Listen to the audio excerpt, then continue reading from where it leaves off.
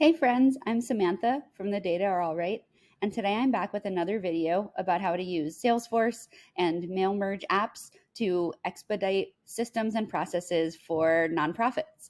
Today we're going to talk about merging an appeal letter, which, from what I understand and from my own lived experience, causes a lot of furrowed brows and general stress and frustration. It's like every year that you have to do it, everyone forgets how it went last time and it turns into a total stress fest. I think that we can do a lot better, and I want to show you how I am building a solution here with NPSP, specifically the levels feature within NPSP, um, as well as the customizable roll-ups feature in NPSP. And then we're going to use Conga Composer. We're going to use a global merge solution, which is sort of an intermediate advanced feature that a lot of people might not be familiar with. And then lastly, we're going to layer that with some logic, conditional logic embedded in the Microsoft Word template. So we're grabbing from a lot of different places. It's going to be really cool. Stay with me, and I know you can do it on your own. So right now I have a group of households who I want to solicit. You can see here that they gave some amount of gifts last year, but they have not yet given a gift this year. So they are the perfect group of people to send a letter to, describing the great work we do and suggest that they make a donation. One of the things I want to do here is have a different letter for the sustainers versus the builders, because we're going to announce a special sustainer only event. So the sustainer should hear about it and the builder should just get a regular old letter. So there's a couple of easy, medium, hard ways to get to this goal. I could have a regular Conga Composer solution and merge them one at a time. I could pay extra for Conga Batch. That would allow me to kind of download the letters individually, pick and choose which ones are included, and use a formula field to designate which template should be applied to each household. But I want to show you a version that is free or complimentary if you already have Conga Composer installed, and works like a charm once you have it all set up. So here are my households that we're going to use as an example. You can see that there's 6 of them. I just pulled in these criteria. We're also going to look at the levels criteria. So I'll just grab my builder one, and you can see that I'm looking for people who donated at least $1 last year and a maximum amount of $100 last year, as well as sustainers. So we're going to use a combination. We're going to leverage this in order to split up our list of people who we are sent to whom we send the appeal. Let's get into it. So I'm going to go to Conga Composer, and I'm going to find the Conga solution I've been working on. So this one is famous last words, relatively simple. So we're just pulling in a bunch of households and we're assigning a template. Let's look at which households we want. So this is going to be executed as a global merge, which means that we need to use a formula to determine which households should be included in the merge. And this lives as a SOQL query. I have a video on SOQL queries if this is something that you're still getting used to. So you can see here that I'm selecting a bunch of fields, and your fields might be different, from account. That's our household object. And then I'm putting in people who gave last year but haven't yet given this year. And I only want to pull in household accounts.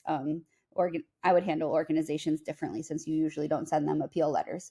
So when I run this query, you'll see that I get six households, which should map onto what you saw in the list view. So we can confirm that we're pulling in the right people. I am now going to hop on over to the global merge section. I'm going to open up this one and I'm going to launch it. All right, Conga is doing some work in the background. I'm going to grab my file that has the template information and I'm going to merge it.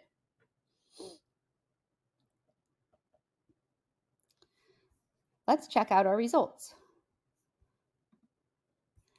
So you can see here that our first person is Patricia, and her first paragraph says, check out our website for ways to get involved. This person is a builder, so the builders get the shorter message in this particular case. And if we go on to the next household, then they get this message that says, come to our special event, Pancakes for Puppies. And as we continue through here, you'll see that we have all of the rest of them are sustainers, so they all got the same message. We are able to have each letter appear on its own page, which is an important requirement, because who wants to go through splitting up pages? That sounds horrible. So let me show you how I actually built this template behind the scenes.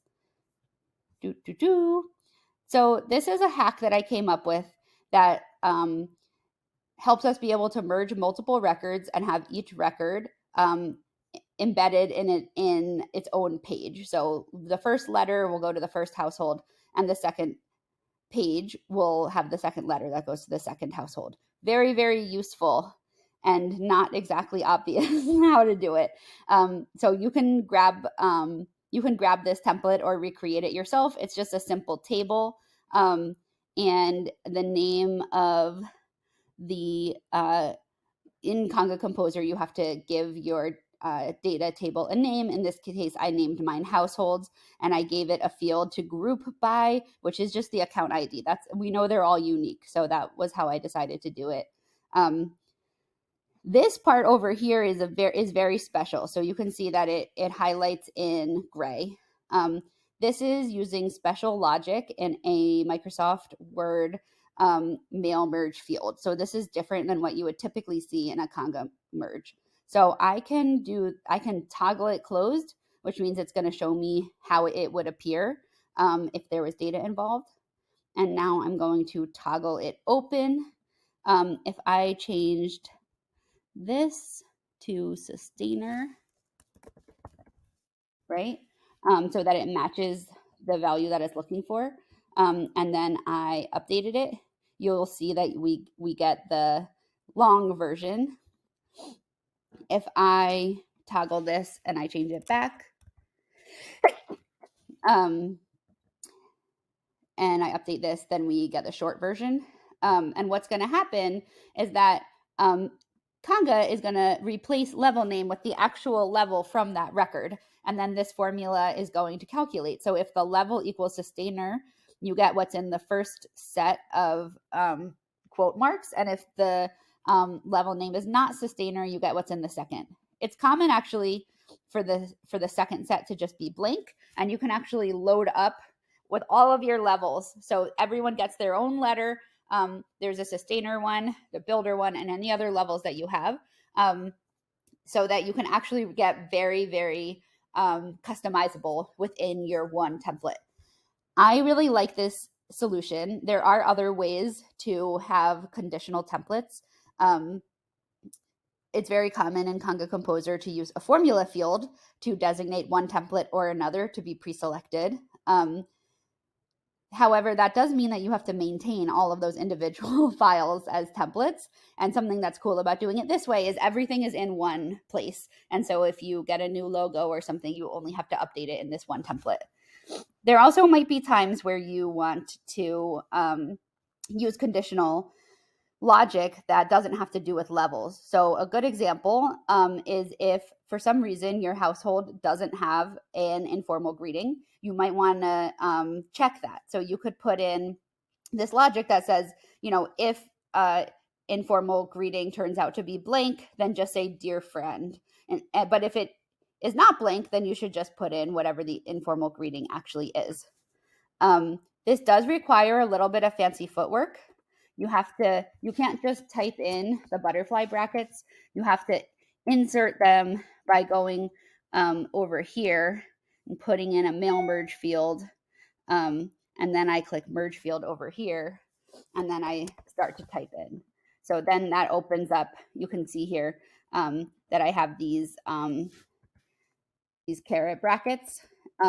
And then from here, you can begin to toggle this and you can start to build your logic. There's some great YouTube videos. I'll link to them in the video notes. There's actually one that is specific to Conga Composer that I used as a resource when I was working on this solution. Thanks, Rob. Rob, if you're watching this, you're the best.